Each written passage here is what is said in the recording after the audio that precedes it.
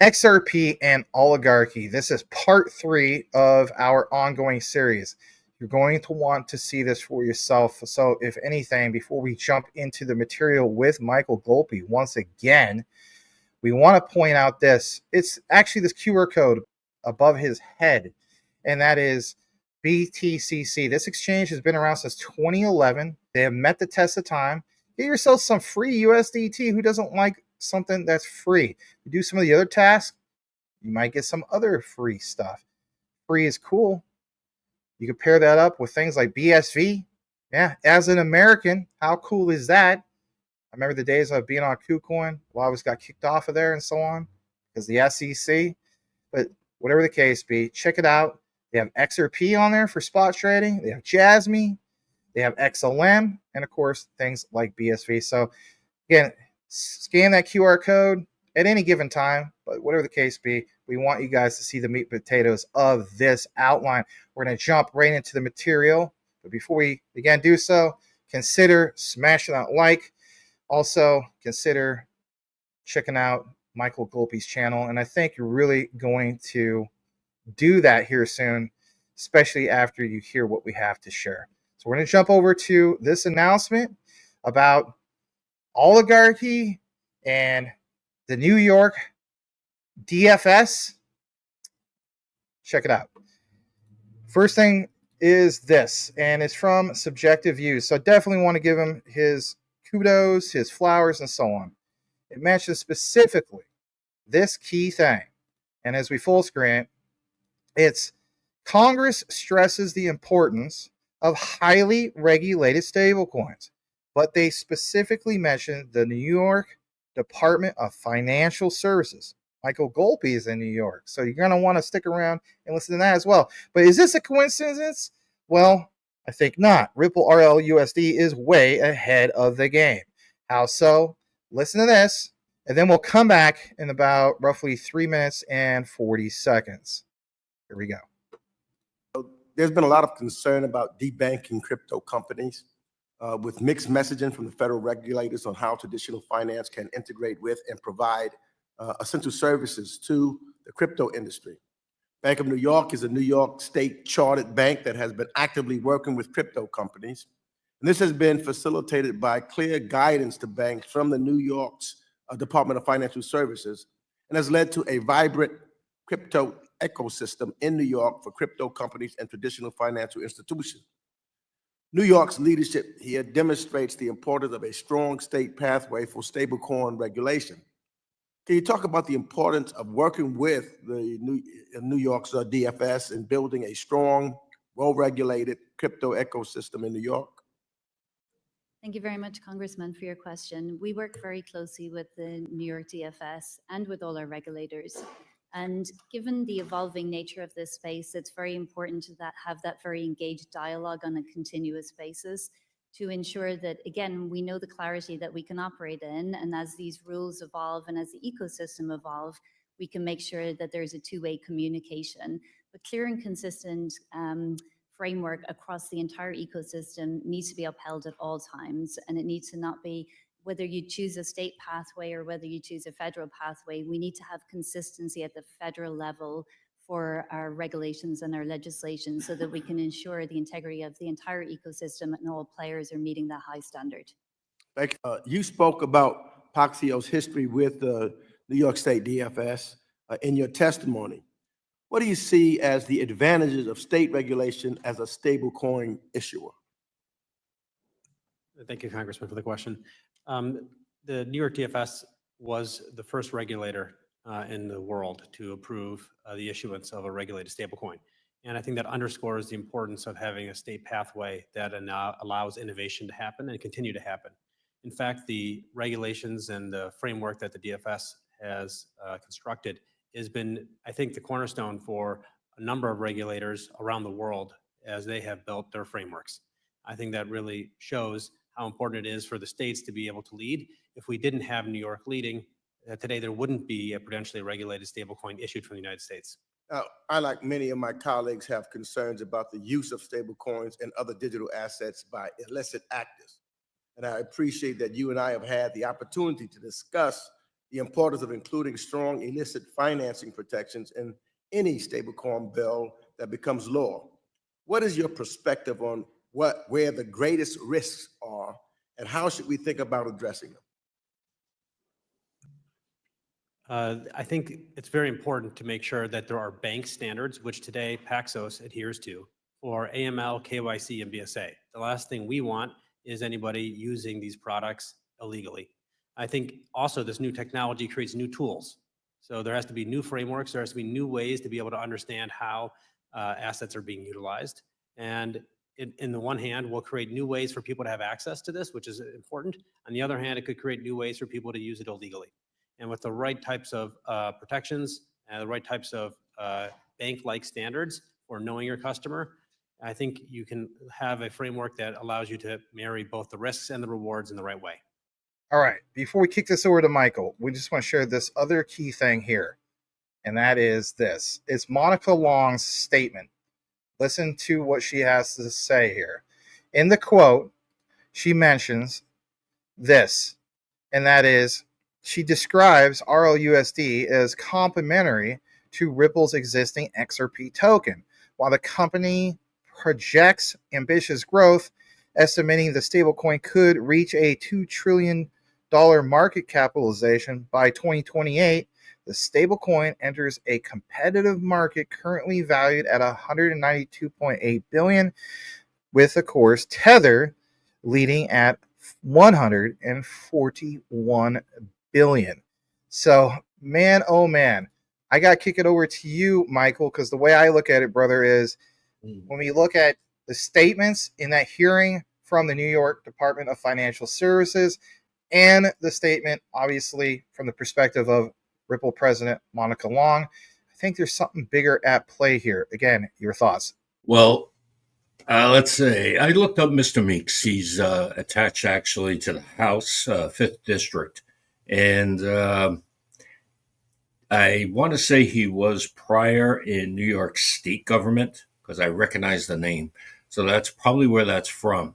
But I do have concerns about how they always bring up illicit actors. It's a constant thing. But is it because they're compensating for that they cannot do it with cash? If you got cash, you got cash. Cash is king, that whole expression. But to summarize, I'm very wary of whenever they start bringing up illicit actors, because that just tells me that's another way to say the word control. So definitely you gotta really keep on the government on this so they don't take away your right to privacy. And right to privacy leads to all of our other rights that we enjoy. And now this may be, well, let me refrain from saying that. Let me just say New York State DFS is always being considered a standard by some people. And I think it's just an extra layer of control. So my opinion is to be very cautious with it. These are currencies, in my opinion, that falls under the rights of the federal government because the states can't print money. So I have some constitutional questions about that. But, they're the people in charge. So you gotta just kind of play along with them, I guess. That's okay. I mean, to a degree. My own personal thoughts are in agreement with what you're saying. But I'm also looking at it from the perspective, and I'm sure you're aware of this, just like a lot of people, Silk Road. I don't think they want to see another case of Silk Road. We understood how that played out with BTC and so on. You have, and again, there's so many people to memorize, right? But what's his name from the Silk Road? He finally got released from prison. Was it just like, I think right after Trump? Yeah, Trump released him. Yeah. So you see those statements. It's like, there's something there in that regard.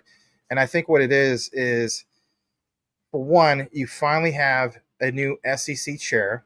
We finally have a new first time ever, right? A crypto czar. Positive things to say the least. Mhm. But it's also like we don't want to go back to how it was with Gensler. All right, so how do we do that? Well, again, referencing the past, the Silk Road, and again, avoiding some of that. So to me, some of that hint of that terminology, yeah, BTC is totally different in regard to Ripple XRP as far as technology and so on. I think it gets back to that core foundation of, let's face it, Bitcoin, of supposedly being a peer-to-peer cash system. In the now, Ripple aligns more with that. But again, the uncertainties. But we're still not to the regulation phase yet. Right. Back to you. No, that's why you got to always petition the government. You have to be involved. You can't just sit back and let other people take care of things. Freedom isn't free. It requires eternal vigilance. I want to say that was Ben Franklin that said that. So you got to be involved. You can't just sit back, watch the TV on whatever thing they tell you. And said you just got to be active. If you want to get rich and you want crypto to do it for you, you got to be active on what's going on in crypto world, and that includes government affairs. So yeah, it's not easy, but if it was easy, everyone would be doing it. So yeah, it's just something we have to do. And you're right, we have to be cautious and make sure that any events like Silk Road don't happen again, because people are people and they're going to do things like that.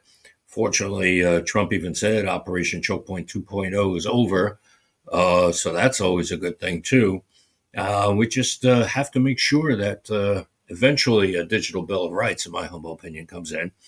That would prevent a lot of power plays with different states. Like you had Alabama drop a case, but Oregon's pursuing a case against, I believe it was Coinbase. A lot of this needs to get nipped in the bud by responsible regulation. So we need to let our representatives know. We need to, it might seem like it doesn't mean anything to fire off a few emails, but you know what? It's better you fire off a few emails than not do anything at all. So. Yeah, I couldn't agree more with that statement. The guy's name I was looking for, because let's face it, we do a lot of research and whatnot, and there's so many names, so many different cryptocurrencies, so many projects, so much news. Ross Ulbricht is That's it, Ulbricht. Yes. Yeah, absolutely. So before you wrap this up, I want to point this out to you guys. I have a video also with Will Fix. So we're talking obviously about New York Department of Financial Services, NYDFS. Well, it's interesting that BNY Mellon, again, think about this, B as in bank, NY, so Bank of New York, Mellon. You have Matthew Mellon. I'll give you guys just a little taste of this. Dating back to specifically, I want to say the early days of Ripple, so like 2017, give or take. He invested $2 million into Ripple XRP. I don't know if he did leverage or any of that, which, by the way, on BTC, you can do up to 500x. Again, guys, use extreme caution. If you don't know what you're doing, by all means, don't get wrecked. But he turned $2 million investment into $280 million with Ripple XRP, which basically tells me he rode that up to the top. And again, people have pointed out, well, all this talk lately about BNY and Swift. And it's like, I look at it this way, and I'll share this with you guys soon. It's like you are trying to tell me that the Mellons don't talk about their previous experiences of how well they did with not Ripple, everybody, but XRP. Matthew Mellon is that plug. Be out on the lookout for that video. Might have already appeared by now. Whatever the case be, you will see it, and it's worth paying attention to. The New York Department of Financial Services, New York BNY Mellon, all worth paying attention to because of the new financial system that definitely is, Ripple XRP is definitely part of that. So glad to bring it to you guys. thanks so much for tuning in. And if you listen to this entire outline, simply do us a solid, if you don't mind, and type in this key phrase into the comments, and that is, you waiting for it? You ready for it? Drum roll, please. Stick it to the man. Yeah. And we'll know that you listen to the entire outline. And by the way, call to action, everybody. Call to action. You appreciate the content over here on Maximus Crypto. This is also, of course, on Michael Golpe's channel. But on my channel, call to action. Go over and subscribe. This man is awesome. Go to @Michael Golpe on YouTube, all one word, just like how you see it spelled right here on StreamYard, right? On YouTube, go like, comment, sub, all that stuff. Share his channel and so on. Get used to this brother. This is now, like, I think the 3rd or 4th time we've done a collaboration, which is awesome. Yes. He could also be followed on X at also Michael Golpe. Okay. All right. Bye, everyone. We'll see you on the next one. You can get a discount basically from going into the affiliate link, which is in all the live video descriptions and recorded and so on. And for the yahoos that are out there, they're like, this is just a shield. And, we'll point this out. And it's a great point. Were you aware that you don't necessarily get a discount link just going straight to the site? No, you actually have to go through a platform like this. So how cool is that? I don't think anybody's complaining about that. But anyway, use the link, get a discount. There's another one here. If you're the type of person you want to get one for you and your significant other, you could get 2 of them. They actually have another promotion, which is this, and I think this is cool. You can get an all-in-one card wallet plus backup card package. Interesting. I thought that was cool. And again, one of the main key things I like about the Decent wallet is not having to do the red tape of jumping through all the hoops for XDC and the custom folder. I mean, Edward Vincent can vouch on that. Some of you guys can too as well in regards to Ledger. That was a pain in the butt. You don't have that problem. You literally open up your phone, it's on your app, track everything that's going on, right? And saying goes, not your keys, not your crypto. You know the drill. Check it all out though if you wish to do so. It is truly the cold storage solution that I use for the most part. There's still some on Ledger that I kind of split it up on it and so on. So it is what it is. But if I have preference over one, I'm going with this one. A lot easier to use and so on. And some people, even to this day, still ask me which one to use.